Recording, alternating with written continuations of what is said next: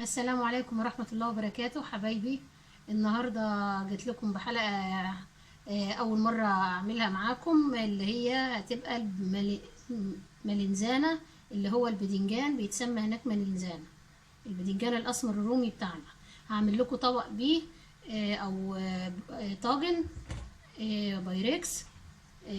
أكلة هتبقى جميلة جدا، وممكن تكون معروفة كمان يعني هنا، بس احنا كنا بنعملها في المطعم على طول، وكنا بنعملها في الشغل، وكانت بتبقى بصراحة جميلة، لأن البدنجان ده يعني هو بيقولوا عليه لحمة الغلابة، فبتبقى فيه قيمة غذائية جميلة قوي، ومليان بالحديد، وبينفع كويس قوي يا بنات في الرجيم وفي التخسيس، وهو مفيد. البدنجان، واحنا عندنا في مصر طبعا بنحب المسقعة جدا، نحط معاها كمان فلفل، بتبقى جميلة قوي. بس طبعا انا هعملها النهاردة بطريقة تانية خالص، ومش هحط فيها فلفل. ومعانا دلوقتي طبقنا هيبقى معانا 3 وحدات من البدنجان زي ما انتوا شايفين كده، انا قشرتهم. وهيبقى معانا كمية من الصلصة، ومعانا جبنة رومي وجبنة برمجانو، وشوية بريتسيمل وشوية خضرة وملح وفلفل وزيت زيتون وشوية دقيق. هي دي مكونات النهاردة الطاجن بتاعنا. هنبدأ بقى في الطاجن بتاعنا دلوقتي، وهنصوره وإن شاء الله يعجبكم، ونحطه في الفرن ونطلعه ونقدمه مع بعض، ويا رب يعجبكم ويكون سهل وبسيط، وتقدروا تعملوه وتجربوه وتقولوا لي رأيكم فيه. تقولوا لي هو يا ماما زوزة الطبق او الاكله اللي انت عملتها لنا النهارده احنا جربناها وطلعت جميله وطلعت كويسه، او ايه رايكم فيها؟ يا رب ان شاء الله تكون خفيفه وتكون كويسه عليكم، وتعجبكم وتعجب اولادكم وتعملوها وان شاء الله هنعملها مع بعض دلوقتي. هحضر المكونات بقى واوريها لكم. انتوا شايفين كده يا حبايبي، طبقنا النهارده زي ما انتوا عارفين البدنجان الرومي.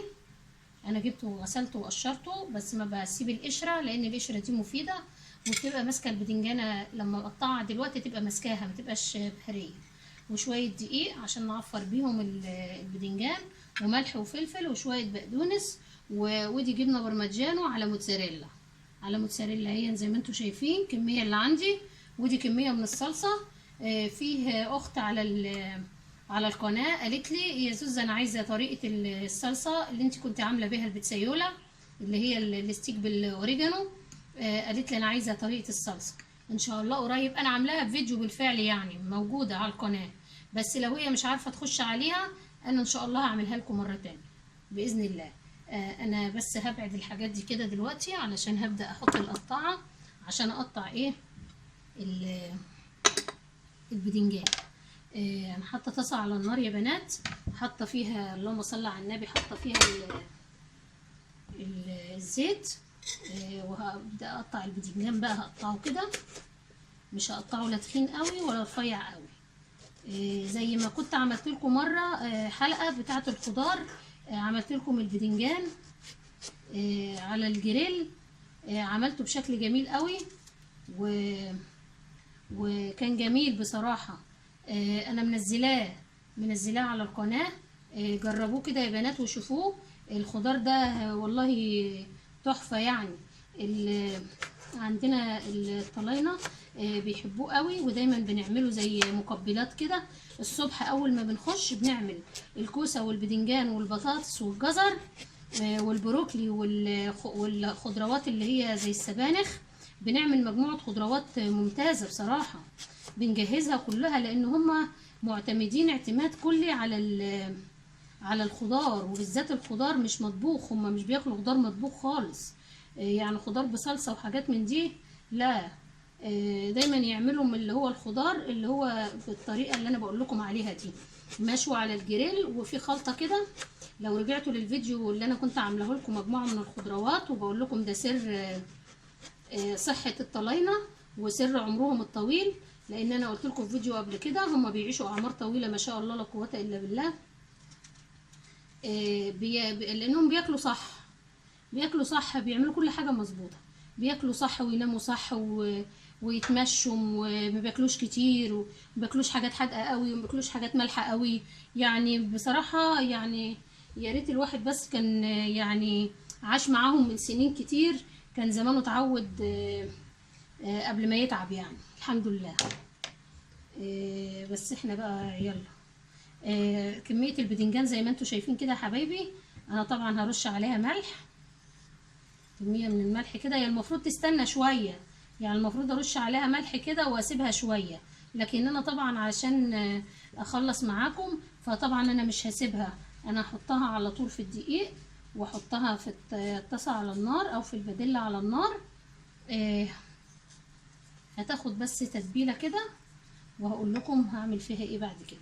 فانا هحطها كده وهعملها وانا معاكم، وهقول لكم بقى هيبقى شكلها ايه وهتعجبكم ان شاء الله.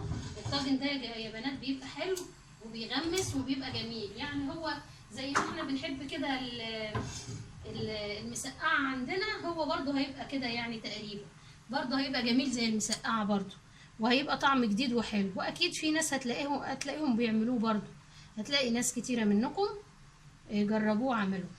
طريقه الخضار ده يا بنات انا عامله لكم في القناه، بس الفيديوهات اللي قبل كده اول ما بدات عامله لكم الكوسه والبدنجان، وعامله لكم الجزر كمان، وعامله منزله كمان السبانخ، ومنزله الفاصوليا الخضراء، ومنزله البروكلي والكرنبيط بتاعنا العادي.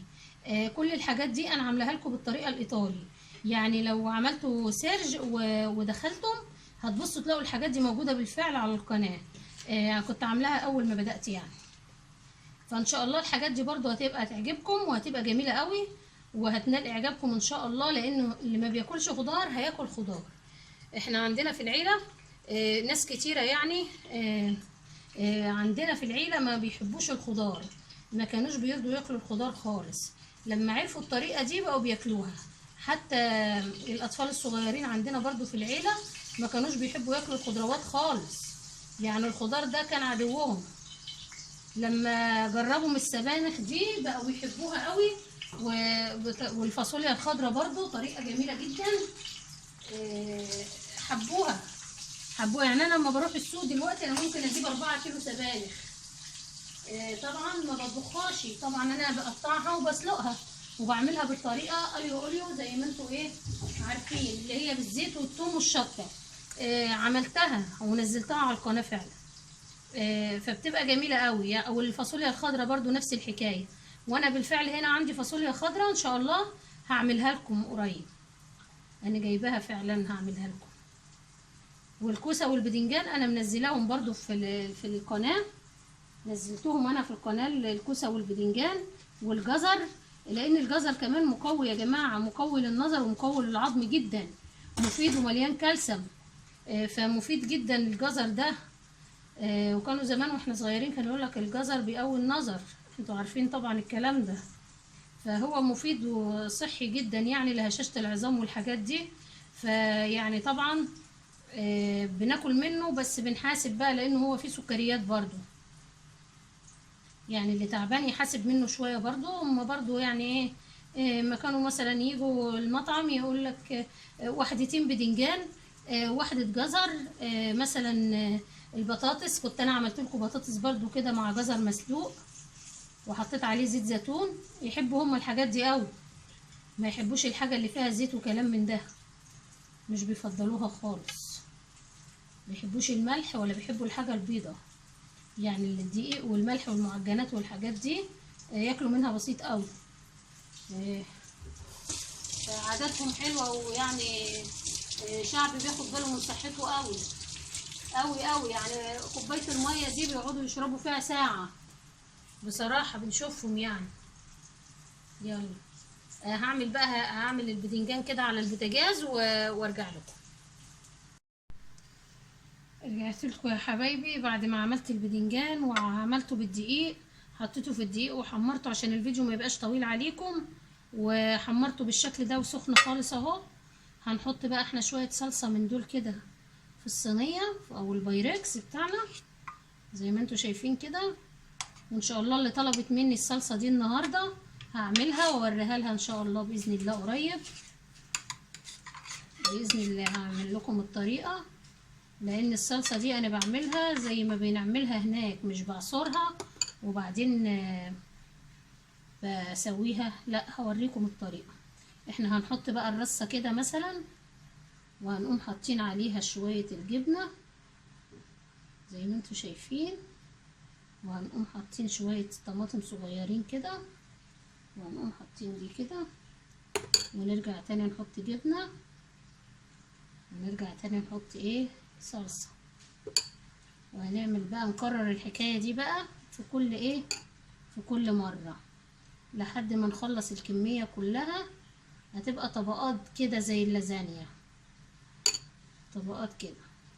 ده بتبقى طعمها جميل قوي يا بنات، والله بتبقى حلوة جدا. دي بتتعمل هناك في البيتزاريات وفي المطاعم، دي أكلة معروفة يعني ومشهورة بيها إيطاليا. ملنزانة، البدنجان يعني ملنزانة بالإيطالي. ده بيبقى طاجن، بيبقى جميل وبيبقى طعمه خطير يعني صراحة. احنا هنحط الوحدات كلها كده زي ما انتوا شايفين. هنحط الصغيرة تحت، وبعدين نحط عليها شوية الصلصة، وبعدين نحط دي واللي زيها برضو. تنكرر يعني الحكاية كده لحد ان شاء الله ما نخلص الكمية كلها. ولما بتطلع من الفرن بيبقى شكلها روعة، بتبقى جميلة قوي والله. بيبقى شكلها جميل قوي لما بتطلع من الفرن، تحسي ان انت بتاكلي واحدة بيتزا، ميني بيتزا كده، بتبقى جميلة قوي. نحط كده، ما احط الاول الطبقات الاولانية وبعد كده احط الطبقات ايه اللي فوق. اخر دول كده نوسع المكان. نحط واحدة هنا، نحط كده بقى، بعدين نحط الطماطم. الطماطم دي طبعا فيها ملحها وفيها حاجتها كلها علشان ايه تبقى متطعمه. وخدوا بالكم ان احنا حطينا على البدنجان يا بنات، خدوا بالكم ان احنا حطينا على البدنجان ملح قبل ما نحمره، عشان ما يبقاش مالحه وترجعوا تقولوا ايه دي ما قالتلناش. لا خدوا بالكم قوي ان انا حاطه لكم فيها ملح. اغسل ايدي واكمل لكم بقى اخر حاجه اللي هي هنحط شويه الجبن كده. الجبن دي بقى لما بتسيح معاها بقى تيجي تاخدي القطعه كده او الوحده الميني من دي بدنجان كده، بتبص تلاقيها بقى شكلها روعه، وبتبقى طالعه بقى الموتزاريلا مع الجبنه البرمجان ودي سايحه فيها، بتبقى خطيره. ان شاء الله ان شاء الله هتجربوها.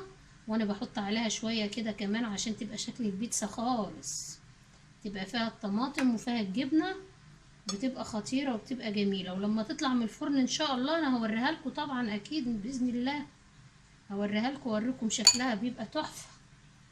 اهي انا هحط كميه الجبنه بقى هي الحبه اللي باقيين دول، وان شاء الله هتبقى جميله باذن الله. وشويه البقدونس دول انا بقى احطهم على الوش بعد ما اطلعها جرنش كده. ادي يا حبايبي الطاجن بتاعنا. انا هحط شويه زيت زيتون صغيرين، شويه زيت زيتون بس كده عشان ايه يدوا لمعه، لان زيت الزيتون والثوم والشطه دول الشعار او الراعي الرسمي بتاع الاطباق الايطالي. اهي يا حبايبي هحطها بقى في الفرن، ولما تطلع هوريها لكم ان شاء الله. خليكم معايا.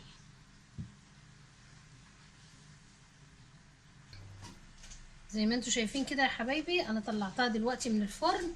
البدنجان بتاعنا بصوا منظره تحفه تحفه والله، ولا ريحته بقى، ريحته تجنن بجد. زي ما انتوا شايفين كده ان شاء الله تجربوا الطاجن ده. وان شاء الله هبدأ لكم بقى بشويه طواجن كده عشان رمضان. كل سنه وانتم طيبين، ويا رب ينال اعجابكم واستنوني في الفيديو القادم ان شاء الله. والسلام عليكم ورحمه الله وبركاته.